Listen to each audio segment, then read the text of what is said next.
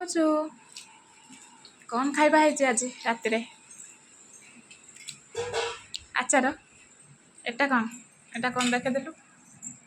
ଏଟା ଭେଣ୍ଡି, ଏଟା ଜହ୍ନି ଆଳୁ ପୁସ୍ତ, ଏଟା ହେଲା ଆମର ଏଟା କ'ଣ ମିକ୍ସ ଭେଜ୍। ନାନୀ ବର୍ତ୍ତମାନ ବସିଗଲାଣି ଖାଇବା ପାଇଁ, ଗୁଗୁଲ ବି ବସିଯାଇଛି ଦେଖନ୍ତୁ।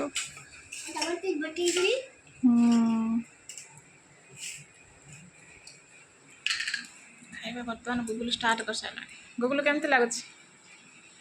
ୟମ୍ମି। ତାର ଫେଭରାଇଟ୍ ଜିନିଷ ଭେଣ୍ଡି ଆଳୁ ବହୁତ ଫେଭରାଇଟ୍। ଏଇଟା ଆମର ଆଚାର ଆମର ଆସିଛି ଦେଖନ୍ତୁ, ବସିକି ଖାଇଲାଣି ଗୁଗୁଲ।